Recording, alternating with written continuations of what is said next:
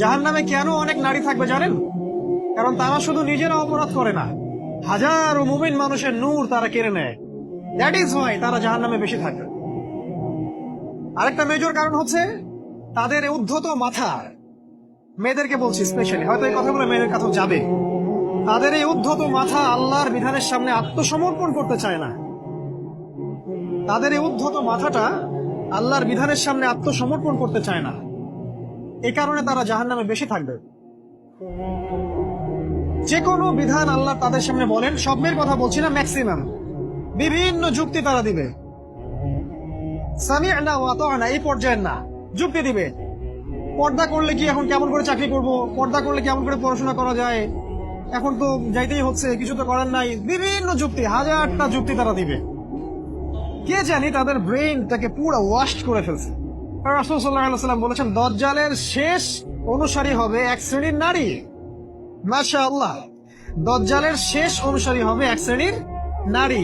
তাদেরকে ঘরে ইসলামিক অনুশাসনে রাখার জন্য বাবা, ভাই, স্বামী শিকল দিয়ে বেঁধে রাখবে, তারপরেও তারা শিকল ছেড়ে বের হয়ে যাবে, আটকাতে পারবেন না, because of their mind is brain wash.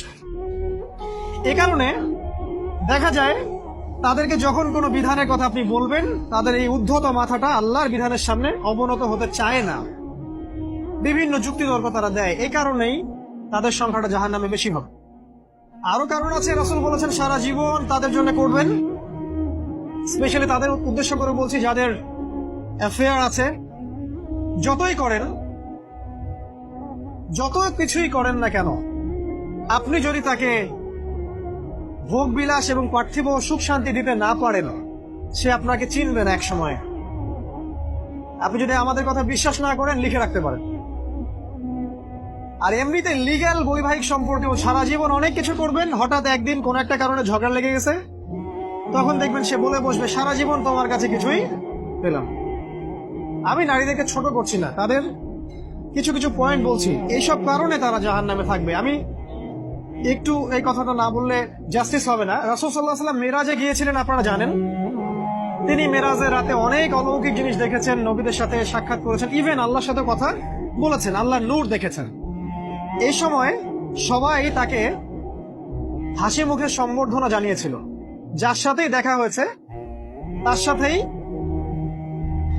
তিনি হাসি মুখে অভ্যর্থনা তাকে জানিয়েছে, আসসালামু আলাইকা আইয়ুহান নবী, সবাই বলেছে হাসি মুখে। একজন মালাক, একজন ফেরেশতা তাকে দেখে হাসেননি, একজন। আপনারা কি জানেন? রাসূল সাল্লাল্লাহু আলাইহি ওয়াসাল্লাম অবাক হয়েছিলেন। তিনি বলেছিলেন যে, ইয়া জিবরিল, ওর চেহারাটা এত গম্ভীর কেন, সে আমাকে দেখে হাসছে না কেন, তার মুখে হাসি নাই কেন? জিবরিল আমিন বলেছেন যে তার নাম হচ্ছে মালাক, সরি তার নাম মালিক, তার নাম মালিক, সূরা যুখরুফের মধ্যে আছে, তার নাম মালিক। যেদিন থেকে আল্লাহ জাহান্নাম সৃষ্টি করেছেন, সেদিন থেকে তাকে জাহান্নামের দায়িত্ব দিয়েছেন, অর্থাৎ জাহান্নামের হেড অফ ডিপার্টমেন্ট, ইনচার্জ। সেদিন থেকে তার মুখের হাসি উঠে গেছে। আমরা দোয়া করি আমরা যেন তার সাক্ষাৎ না পাই। তার কাছে পারমিশন নিয়ে রাসূল সাল্লাল্লাহু আলাইহি ওয়াসাল্লাম জাহান্নামের দিকে তাকিয়েছিলেন, ভিতরে দেখেছেন কি আছে। তিনি পরে যা ব্যাখ্যা করেছেন তা হলো, আমি দেখলাম সেখানে খালি মেয়ে আর সেখানে খালি নারী আর নারী। এই হাদিসটা আপনার মাকে বলবেন, আপনার বোনকে বলবেন, আপনার মেয়েকে বলবেন, আপনার স্ত্রীকে বলবেন। এই হাদিসটা যদি কারো হৃদয়ের মধ্যে গেঁথে যেতে পারে, তার দ্বারা অন্যায় করা সম্ভব না। কিভাবে একটা মেয়ে সবকিছু উন্মুক্ত করে ঘুরতে পারে যখন অলরেডি তার আত্মা জাহান্নামে জ্বলছে, অলরেডি, কারণ ভবিষ্যৎ তো আল্লাহ জানেন। যেমন উমর রাদিয়াল্লাহু আনহু এর ঘর জান্নাতে আছে, রাসূল সেটা দেখে আসেন নাই? এসে ওমর ইবনুল খাত্তাবকে বলেছেন না যে আমি দেখে আসছি তোমার ঘর, আমি ঢুকিনি তোমার ঘরে তোমার আত্মসম্মানের কারণে। তার মানে তিনি পৃথিবীতে বিচরণ করছেন, ঘর তো জান্নাতে অলরেডি তৈরি হয়ে আছে। মেয়েরা দিব্যি ঘুরছে এভাবে, এবং তারা মোটেও সচেতন না তাদের ঘর হয়তো বা জাহান্নামে রেডি।